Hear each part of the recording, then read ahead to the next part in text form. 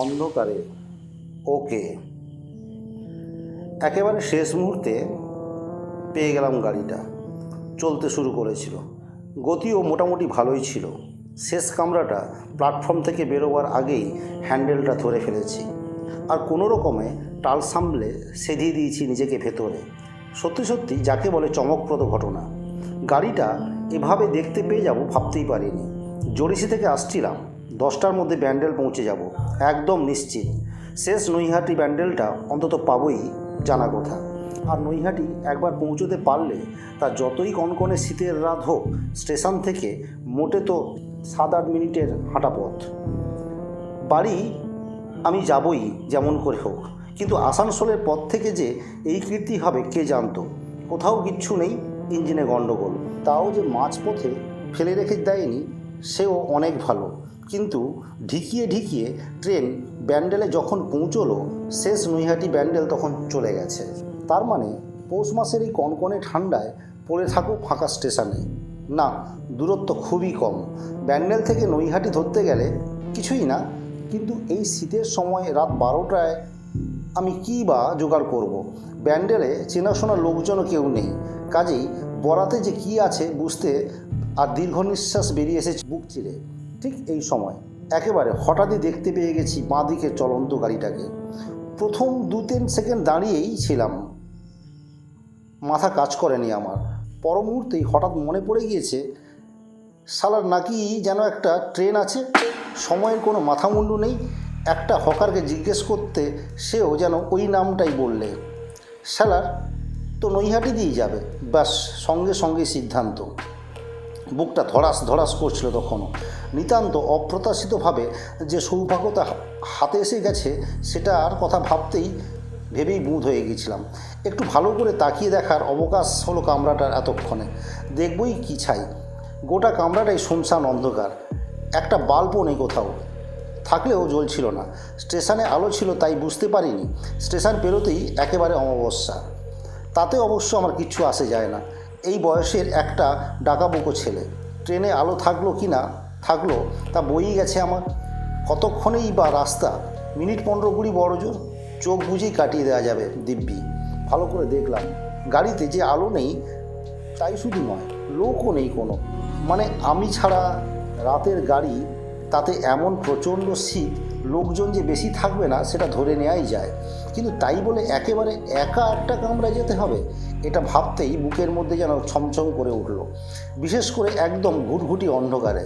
অবশ্য আরেকটু ভালো করে চারিদিক চেয়েই ভুলটা ভাঙল।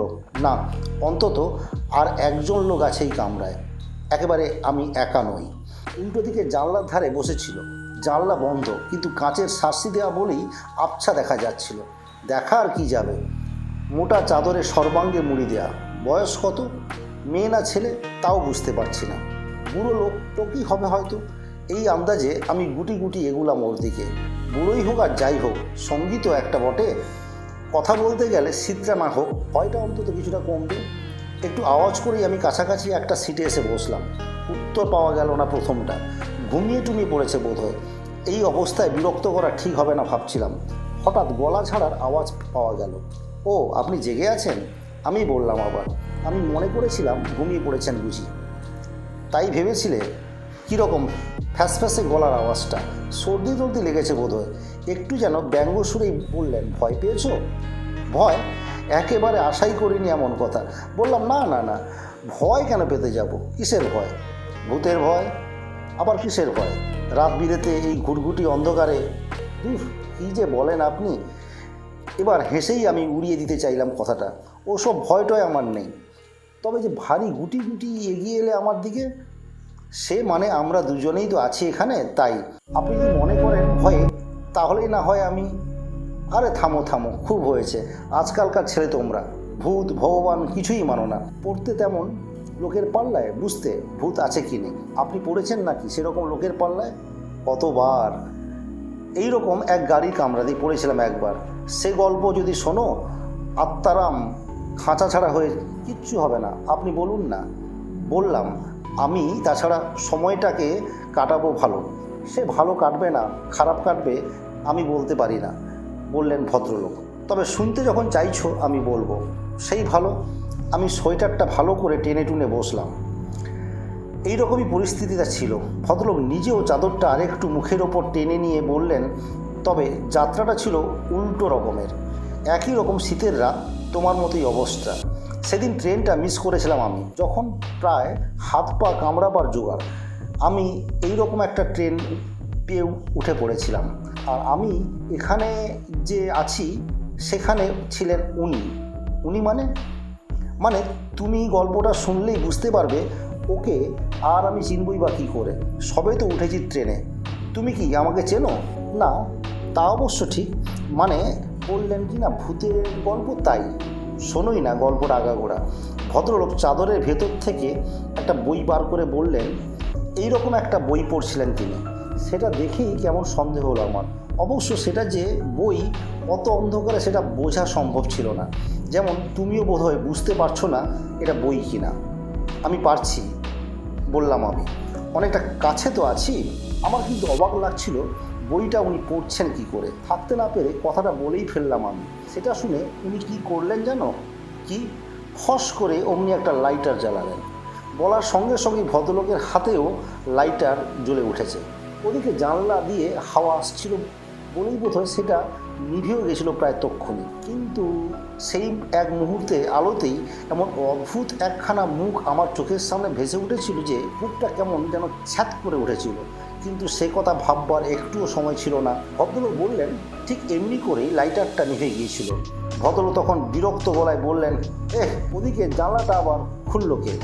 সঙ্গে সঙ্গে জানলার শাটারটা থমাস করে বন্ধ হয়ে গেল। থমাস করে একটা শব্দ। সেই মুহূর্তে মাথা ঘুরে দেখলাম ওদিকে জানলাটা বন্ধ হয়ে গেছে। আমি যেদিকে ছিলাম। আশ্চর্য, উনি তো একটা গল্প বলছেন। সেদিন ওই রকম হয়েছিল, তার সঙ্গে এরকম কাকতালীয়ভাবে আজকেরও ওই শাটারটা। বুঝতে পেরেছিলেন বোধহয় মনের ভাবটা। বললেন, শাটারটা হঠাৎ পড়ে গেল কেন ভাবছো? আলগা টালগা ছিল বোধহয়। গল্পটাই কিন্তু তুমি শুনছো না। না, বলুন না, বললাম আমি। ওরকম অভদ্র মানুষ সত্যি সত্যি আমি খুব কম দেখেছি। ভদ্রলোক শুরু করলেন ফের। আমার কথার কোনো উত্তর না দিয়ে আপন মনে বললেন, একবার বাথরুম যাওয়ার দরকার। চটি জোড়া তো বাম থেকে পারতে হয় এবার। কথাটা বলার সঙ্গে সঙ্গে অবাক কাণ্ড। আমার পায়ের সামনেই একেবারে ফটাস করে দুপাটি চটি ওপর থেকে চমকে পা সরিয়ে নিয়েছি আমি। কাকতালীয় কাণ্ড। আবার এই রকম করে বারবার। ভদ্রলোক কথা বলার সঙ্গে সঙ্গে ছাদ থেকে দুপাটি হাওয়াই চপ্পল আছড়ে এসে পড়ল আমার সামনে। এবার সত্যিই আমার ভয় হচ্ছিল।